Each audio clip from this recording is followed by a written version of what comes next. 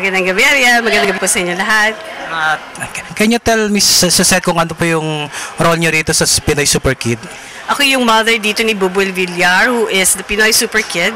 And so I'm very supportive to my kid who has special powers or parang gift, binigyan siya ng gift na makakapagtulong sa mga kaso na hindi nare-resolve ng ordinary person. Katulad ng mga yung mga cases na ng mga pulis na kailangan nila ng tulong, especially dun sa mga gifted children like yung anak ko dito, si Buboy. Ito po bang Pinoy Super Kid ipapalabas sa mga local cinemas? Yes, eventually it will be shown theatrically dito sa Manila at ipapalabas din sa Amerika, hopefully. This is, of course, produced by Triskelion, of course, with Edwin Lagadi as the producer, and he's actually a member of the Tau Gamma Phi. So, a lot of our fraternity brothers and sis are here to support. Ang balita po namin dito sa Pinoy Super Kid, English yung language. So, ibig po ba sabihin nito, papalabas po ito sa ibang bansa? Yes, yes. Gusto rin ipakita dito na ang Pilipino, marunong talaga mag-English. And it's actually our second language. So, everybody can really speak.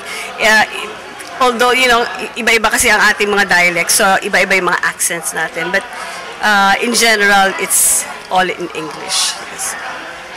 So, ito po ba isasali din sa mga kilalang film festival sa ibang bansa like Cannes? Hopefully, I mean, marami naman kasing gustong pumasok ng Cannes, na Sundance, but if we're lucky enough, of course, I'm sure the producer will be very happy. Aside from Pinoy Super Kid, do you have any other film that will be coming in this year? So July 20, Ariel, is actually the opening of Cinemalaya 2012. So meron tayong entry doon sa director's cut. Ang title is Camera Obscura, and this is directed by Raymond Red. So I'd like to invite also everyone to support Cinemalaya 2012. It starts on July 21 until the 29th. Unang-una pong magkakaroon ng gala premiere ang Camera Obscura sa July 21 at 9 p.m. sa CCP Theater.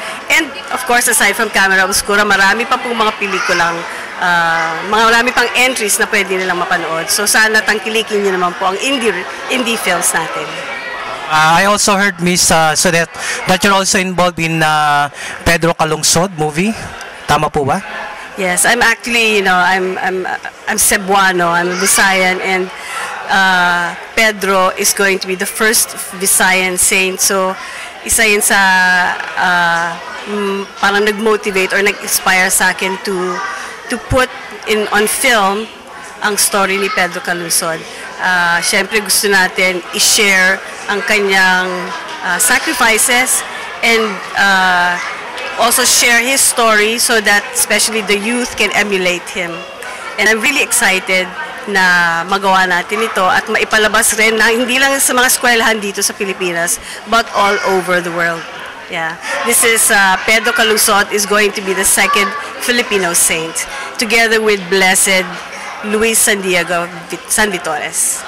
So we'll be expecting that movie also to be shown here in the Philippines? Yes, we're hoping to be able to premiere Pedro Calungsod before his canonization on October 21. So abangan niyo po sana yun. Maganda.